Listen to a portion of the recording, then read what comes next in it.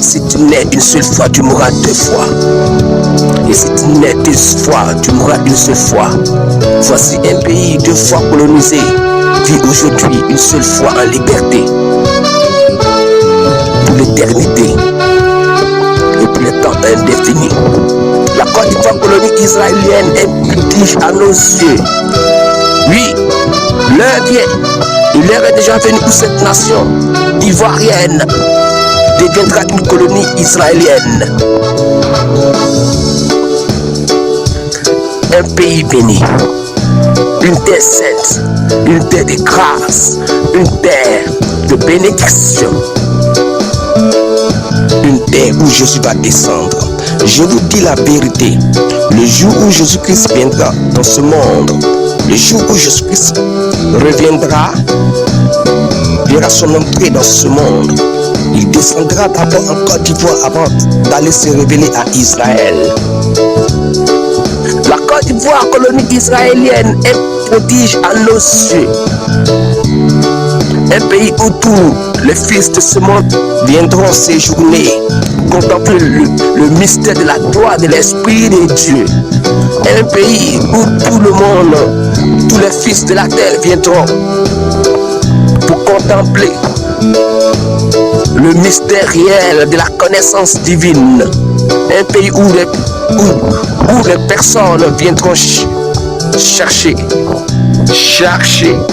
la volonté parfaite de Dieu. Un pays deux fois colonisé, aujourd'hui vit une seule fois en liberté pour le temps définitif. Deux fois colonisé, aujourd'hui vit en liberté, vit la délivrance éternelle.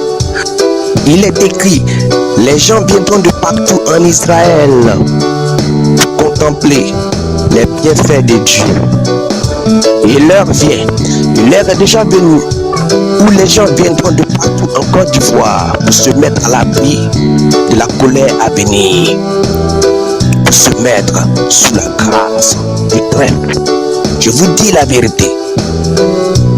Je parle par l'esprit parce que cette nation sera délivrée à tous les niveaux, sur le plan politique, sur le plan économique et sur le plan spirituel. Cette nation parviendra à sa délivrance parce qu'elle a été sous l'influence mythique pendant sa fondation. Quand bien même qu'elle fut appelée par Dieu, cette nation était engendrée par l'Esprit de Dieu. Mais il y a une seule chose que nous devons comprendre: lorsque le péché abonde, la grâce de Dieu surabonde. Je parle par l'Esprit.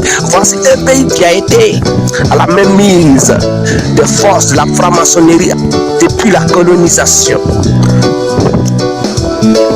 Cette nation était une propriété privée de la France. La France l'avait inscrit sur la liste de cette colonie esclave, sur la liste de l'esclavage, la colonisation, sur la liste de l'esclavage spirituel. Étant donné que cette nation avait la marque, le sceau de l'esprit, mais dans le monde spirituel, elle était inscrite sur la liste de l'esclavage spirituel par la France. Depuis des années, Dieu sait qu'un homme, lorsqu'il vient sur la terre, a toujours des ennemis. Le premier ennemi de la Côte d'Ivoire fut la France. Parce que cette nation, la France, cette nation qui ne veut pas travailler, cette nation qui vit aux dépens de la grâce des autres, cette nation qui se comporte comme un census, qui vit aux dépens des ressources des autres nations appelées colonies, qui profitent de la vie de ces colonies. Cette nation qui ne veut rien faire, cette nation qui ne veut pas se battre, cette nation qui ne veut pas garantir l'avenir de ses enfants, de son peuple par ses propres ressources, mais plutôt qui a tracé l'avenir de son peuple sur le sang des autres, sur le sang des colonies. Voici un pays qu'on appelle la France. qui n'est pas digne, qui ne connaît pas ce qu'on appelle la honte, mais qui cherche toujours à s'ingérer dans les affaires d'autrui. Je parle par l'esprit parce que chaque chose a son temps. Je parle par l'esprit parce que chaque chose sur la terre a une fin. Toute chose a un commencement. Tout ce qui a un commencement a une fin. Et quand je regarde, il me semble que la fin de la France est proche. Son parcours colonial est à son terme. Oui. Je parle par l'esprit, cette nation, la France, la grande France, qui se croit la puissance du monde, se fait croire être puissant, qui transforme le mensonge en vérité et la vérité en mensonge. Or, en réalité, elle est faible. Cette France qui pense être indépendante, or, en réalité, elle ne l'est pas. Oui, je dis la vérité, la France n'est pas indépendante. La France elle-même, elle n'est pas indépendante. Oui, elle peut croire être sur le plan politique, mais sur le plan économique, elle n'est pas indépendante. Parce qu'une nation qui se dit indépendante sur le plan économique doit laisser les autres aussi vivre en indépendance. La France n'est pas indépendante. C'est pourquoi elle empêche les autres d'être indépendants sur le plan économique. Oui, c'est parce que sur le plan économique, la France n'est pas indépendante. C'est la raison pour laquelle elle mettait aussi les autres colonies en captivité. Si elle-même elle était indépendante, elle aurait dû laisser les autres colonies en indépendance. Ah, un pays qui se dit indépendant, qui se dit souverain, doit vivre aux dépens de ses propres ressources. Un pays qui se croit être libre doit vivre de ce qu'il produit. Or, toutes les richesses de la France proviennent de ces colonies. Parce que la France a dit que le jour qu'elle laisserait toutes ces colonies en liberté, elle mourra de faim. Parce que la France s'est dit, le jour qu'elle va donner de l'indépendance sur le plan économique à toutes ces colonies, elle ne sera plus honorée, elle ne sera plus vénérée, elle ne sera plus adorée. Elle sera rabaissée. Voilà pourquoi elle ne laisse pas les autres colonies, elle ne laisse pas les pays africains en liberté sur le plan économique. Voici le problème de la France. Parce qu'il y a une seule chose que nous devons comprendre. Oui, lorsqu'on met un enfant au monde, l'enfant devient adolescent. Il prend de l'âge, il étudie. Pendant qu'il est adolescent, il est sous la charge de ses parents. Mais le jour qu'il devient grand adulte, il revient sur sa propre charge. Malheureusement, la Côte d'Ivoire a grandi. Mais la France ne veut pas la laisser en paix. La Côte d'Ivoire a pris de l'âge, mais la France pense qu'elle est encore adolescente, qu'elle est encore au lait.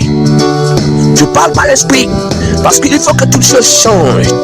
Car il y a un temps pour toutes choses, sous le soleil. Mais lorsque je vois l'horizon, lorsque je vois les choses, lorsque je vois dans l'avenir, je vois que la France est mal partie. Parce que tout ce qu'elle a semé, elle va récolter. Tout ce qu'elle a caché sera mis à nu. Car il n'y a rien de caché qui ne doit être découvert, ni de secrets qui ne doivent être connus, dit le Seigneur. Donc tout ce que la France a fait, depuis la colonisation jusqu'à aujourd'hui, toutes ces choses vont se mettre à nu. Et elle sera démasquée, et elle sera rabaissée, car son temps de gloire est terminé. Et le temps de son humiliation est arrivé. Je parle par l'esprit. Et je vois que cette grande France sera rabaissée au dernier niveau. Parce que face à l'Esprit de Dieu, nul n'est grand. Face à l'onction, face à Jésus-Christ de Nazareth, tous genoux fléchissent. Car c'est lui seul, le roi des rois, le Seigneur des seigneurs. La Côte d'Ivoire, colonie israélienne, une gloire pour tous les Ivoiriens, une délivrance pour la Côte d'Ivoire. La Côte d'Ivoire sera libérée. Elle sera libérée sur le plan économique. Elle va vivre la souveraineté. Elle va vivre de ses propres ressources. Elle ne sera plus le sous-préfet des colons. Elle ne sera plus à la même mise des colons. Mais elle décidera de son avenir. Et elle décidera de son propre sort, dit le Seigneur. Et cela a été signé depuis le royaume des cieux. Que tous ceux qui respirent cette nation verront la gloire de Dieu. Verront la gloire manifestée de Jésus-Christ de Nazareth. Je parle par l'esprit parce que cette Côte d'Ivoire sera le siège de la gloire de l'Esprit de Dieu. La Côte d'Ivoire, colonie israélienne, un scandale à l'Élysée, une délivrance, une joie pour tous les Ivoiriens. Pourquoi un scandale à l'Élysée? La France ne peut pas comprendre que cette nation qu'elle avait assujettie serait un jour libérée. Cette nation qu'elle avait emballée, elle ne puisse pas comprendre un jour cette nation serait défaite de ses liens. J'ai vu sur cette nation ivoirienne un serpent qui avait 2 cornes qui enroulait cette nation de la tête jusqu'aux pieds, du nord jusqu'au sud, de nombreuses années. Et ce serpent qui avait 2 cornes agressives, très longues. Et la première corne était prolongée vers le pays voisin qui était à droite de cette nation. Et la deuxième corne était prolongée vers le pays voisin qui était à gauche, précisément au nord de cette nation. Le rôle de ce serpent, c'était de l'étouffer. Or, la Côte d'Ivoire voulait grandir, mais le serpent qui l'avait enroulé l'étouffait et aspirait toute sa grâce qui était sur elle. Et j'ai regardé et j'ai dit, Seigneur, mais pourquoi cela? Pourquoi cette nation a une attitude suffocante?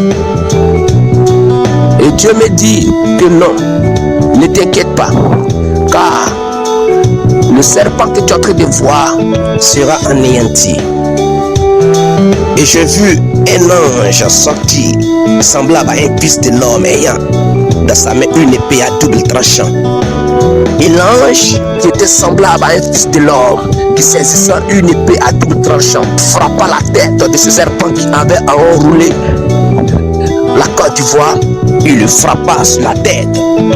Lorsqu'il a frappé sur sa tête, la première corne qui était prolongée vers le côté gauche fit tomber. Lorsqu'il a frappé au milieu de ce serpent, la deuxième corne plus la tête de ce serpent fut tombée dans le temps de feu. Et lorsque le serpent mourut, il a délacé la nation et il a relâché des cadres, des hauts cadres, des médecins biologistes, des médecins naturothérapeutiques, des ingénieurs génie civil, des ingénieurs aéronautiques, des génies politiques, des grands économistes, des hauts spiritualistes et des savants. Des milliers de cadres qui étaient étouffés, des milliers de jeunes filles, de jeunes hommes intelligents qui étaient engloutis, sortis de cette nation. Et j'ai vu des grands médecins sortir, des grands ingénieurs sortir de cette nation, des grands médecins biologistes sortir de cette nation. de gras savants sortis de cette nation. Et beaucoup de grandes choses, beaucoup d'usines de fabrication et de reproduction électronique et mécanique fussent installées sur cette nation. C'est la première gloire. La Côte d'Ivoire, colonie israélienne, est prodige à nos yeux. Côte d'Ivoire, colonie israélienne. Pourquoi que cette nation, qui était autrefois colonie française, devient aujourd'hui une colonie israélienne? Parce que la France a adopté la Côte d'Ivoire, mais la France n'a pas pu amener la Côte d'Ivoire dans sa destinée prophétique. La France n'est pas plus placée pour aider la Côte d'Ivoire. Au contraire, la France profite de la Côte d'Ivoire. La France n'aide pas la Côte d'Ivoire à grandir. Au contraire, parce que vu que la Côte d'Ivoire est belle, la Côte d'Ivoire peut garantir sa fin. C'est la raison pour laquelle la grande France est accrochée à cette nation. Or, la Côte d'Ivoire n'a pas besoin de ces choses. La Côte d'Ivoire a besoin de pouvoir avancer. Parce qu'elle a un compte à rendre à Dieu. Parce qu'elle a un compte à rendre à Jésus-Christ de Nazareth. La Côte d'Ivoire n'a pas besoin que la France la sujettisse. Or, il faut que le Fils qui a été appelé par son Père puisse accomplir la volonté de son Père. Parce que la Côte d'Ivoire a été appelée par Dieu pour une mission bien précise, un avenir bien tracé. Mais dit le Saint-Esprit, la France n'a pas la capacité d'aider la Côte d'Ivoire à entrer dans sa destinée prophétique. C'est pourquoi je l'arracherai dans sa main et je la donnerai à Israël. Je libérerai la Côte d'Ivoire de la main de la France et je donnerai à Israël. Car c'est Israël seul qui est bien placé. C'est Israël seul qui a l'intelligence et la sagesse de pouvoir la conduire dans sa destinée prophétique, dit le Seigneur. Car c'est lui seul qui pourra aider la Côte d'Ivoire à réussir sa mission. Quant à la France, elle profite d'elle pour vivre. L'esprit me saisit et me dit, fils, prophétise, car il faut que tu annonces les choses qui doivent arriver. Il faut que tu révèles au monde le mystère caché du livre des vies. Car Dieu arrive, Dieu est proche à descendre sur la terre. Dieu veut se révéler de manière authentique à toute la terre. Alors j'ai commencé à prophétiser selon l'instruction de l'ange.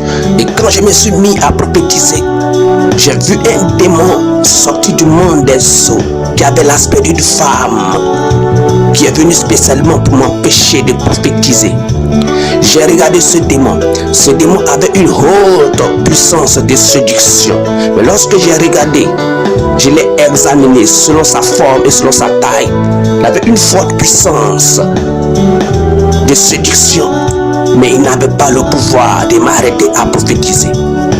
Et en 2 temps, 3 mouvements, un esprit nouveau descendu sur moi. Et le démon fut vaincu par l'autorité du Saint-Esprit. Alors une force descendue du ciel et me revêt d'un manteau de puissance. Et l'ange me dit encore, prophétise à nouveau. Alors je prophétisais. Et pendant la prophétie, mon esprit s'ouvrit. J'ai regardé dans le ciel et je vis un livre ouvert. Et lorsque j'ai commencé à contempler le mystère de Dieu dans ce livre, j'ai vu que dans ce livre, il y avait 2 oliviers qui se tenaient dans la présence du Seigneur. Et l'Esprit me dit, regarde, c'est grâce à ces 2 oliviers que la paix arrive à tenir à la grande tentation du diable. C'est grâce à ces 2 oliviers que la paix arrive à résister. Sans ces 2 oliviers, la terre serait dans le chaos. Alors j'ai commencé à regarder la présence de Dieu, toujours fixant les 2 oliviers. Et lorsque j'ai commencé à regarder ces 2 oliviers, il me semble que ces 2 oliviers étaient 2 nations. Et Dieu me dit, ces deux oliviers qui ont été annoncés par les prophètes, car ces deux oliviers représentent deux nations qui sont sur cette terre. Il était écrit au sujet des deux oliviers. Il y avait un qui avait la capacité de transformer de l'eau en sang, et l'autre avait la capacité de fermer le ciel. J'ai fixé le premier olivier qui avait la capacité de transformer de l'eau en sang. Je l'ai observé. Et le premier olivier avait l'aspect d'Israël. Et l'Esprit me confirme en me disant, le premier olivier, c'est Israël. Et j'ai observé le deuxième olivier qui avait la capacité de fermer le ciel. Je l'ai observé aussi. Et lorsque je l'ai regardé, il avait l'aspect de la Côte d'Ivoire. Et l'ange encore me confirme, le deuxième olivier, c'est la Côte d'Ivoire. Le premier olivier qui avait la capacité de transformer de l'eau en sang, c'est Israël, le détenteur de la loi divine. Le deuxième olivier qui avait la capacité de fermer le ciel, c'est la Côte d'Ivoire, le détenteur de la foi divine. Et lorsque la loi et la foi se mirent ensemble, la gloire de Dieu descendit sur la terre. Car grâce à ces deux nations que la terre arrive à tenir aux tracasseries du diable. Car ce sont ces deux nations qui intercèdent nuit et jour pour la terre auprès du Seigneur. Ce sont ces deux nations qui maintiennent la terre en équilibre.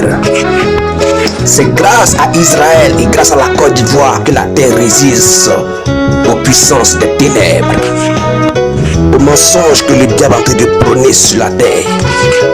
Voici le mystère de Dieu. Et l'Esprit me dit, il faut que ces deux oliviers s'unissent. Et lorsque la loi et la foi se mirent ensemble, alors l'agneau fera son premier pas dans ce monde. Et l'Esprit me dit, oui, Israël et la Côte d'Ivoire se mettront ensemble. Car Israël et la Côte d'Ivoire sont des frères. Ce sont des deux élus qui ont été choisis. Ce sont des deux élus qui ont été appelés par Dieu pour le réveil des nations. Ce sont des serviteurs de Dieu. La Côte d'Ivoire, colonie israélienne, une puissance pour la Côte d'Ivoire, une délivrance pour les autres nations.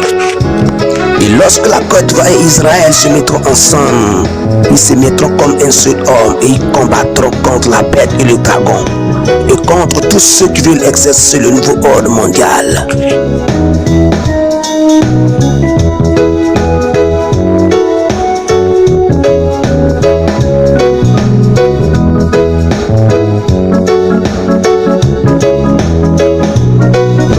Oui, quelque chose de grave s'annonce la France.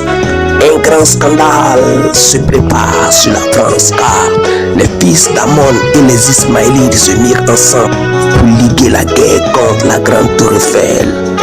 Ils se sont mis ensemble comme un seul homme et ils ont combattu contre la tour Eiffel, symbole de la grande pyramide égyptienne. Ils ligueront la guerre contre la grande tour Eiffel et finiront à la vaincre. Et j'ai observé, j'ai regardé, la grande tour Eiffel, symbole du grand temple maçonnique qui est élevé sur la France, est tombée. Elle est tombée et ne peut plus se relever. Oui, j'ai regardé, la grande tour Eiffel est tombée. Il n'y a eu personne pour pouvoir la rebâtir. Elle est tombée. Et elle est partie. Et l'esprit ouvre mon esprit et je vis sur la France sortir un centenier qui, fléchissant les genoux nuit et jour, implora la faveur du Seigneur sur la France. Et par ses prières de supplication, il eut l'autorisation de pouvoir rebâtir la France, mais cette fois-ci sous le Christ et cette fois-ci sous la présence du Saint-Esprit. Je parle par l'esprit et je parle aux autres nations. Vous qui êtes venus en Côte d'Ivoire pour chercher de quoi à se nourrir, je vous parle, je vous prie. Ne vous ingérez pas dans les affaires de la Côte d'Ivoire. Car si vous ne voulez pas agir avec sagesse et intelligence, il s'élèvera sur cette nation un président qui vous fermera la porte et vous n'aurez plus accès à ce pays. Car la Côte d'Ivoire vous a tendu la main. Il faudrait que vous veniez ici pour chercher de quoi à manger. Pour que le jour où vous seriez chez vous, que vous enseignez à vos enfants les bienfaits de Dieu sur cette nation. Les grâces que Dieu a fait pour vous sur cette nation. Je parle par l'esprit. La France n'a pas aidé. La France n'a pas la capacité d'aider la Côte d'Ivoire à entrer dans sa destinée prophétique.